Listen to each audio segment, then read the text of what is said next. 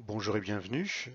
Nous allons faire 4 items très rapidement avant d'aborder des exercices, mais sachez que ce sont des notions vues en classe de première S et cependant vous devez connaître ces définitions par cœur, hein. Alors, qu'est-ce qu'un oxydant? Ben, c'est une espèce chimique capable de capter un ou plusieurs électrons pour se transformer en son réducteur conjugué.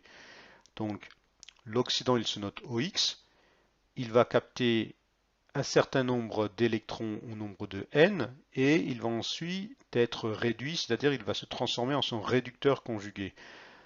Alors, comme exemple d'oxydant, vous avez le permanganate de potassium qui donne sa coloration rose-violette à l'eau de Daquin. Vous avez aussi le dioxygène naturellement. Alors maintenant, je vais passer à l'item 2.5. Donner la définition d'un réducteur. Alors, un réducteur, c'est une espèce chimique capable de céder un ou plusieurs électrons pour se transformer en son oxydant conjugué. Alors, le réducteur, dans un couple, il se note raide.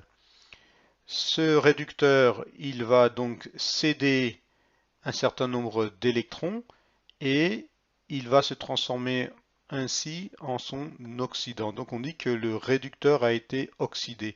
Alors, comme exemple de réducteur, vous avez les métaux, notamment le fer, l'aluminium, le zinc. Par exemple, si je m'intéresse au phénomène de la rouille, ben, le fer va être oxydé par le dioxygène de l'air et se transformer donc en une substance donc, qui va être de l'oxyde de fer.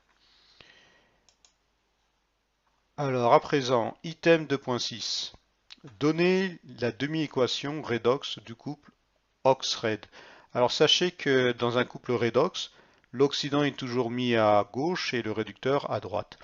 Alors à partir de là, on a comme demi-équation oxydant plus un certain nombre d'électrons donne réducteur. Alors on peut mettre aussi bien un signe égal ici qu'une flèche.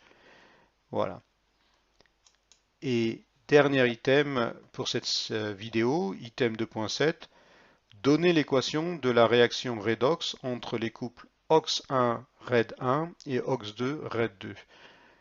Alors, l'oxydant du premier couple, il va réagir avec le réducteur du deuxième couple pour se transformer donc en son réducteur conjugué numéro 1 et en contrepartie, le réducteur du couple 2 se transforme en oxydant, voilà, 2.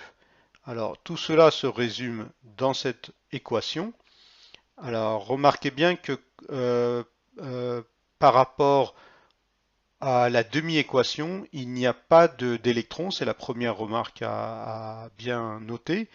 Et la deuxième remarque, c'est qu'en fait, cette fois, il y a deux couples.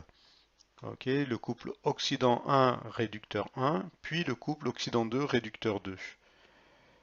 Alors c'est tout pour ces notions.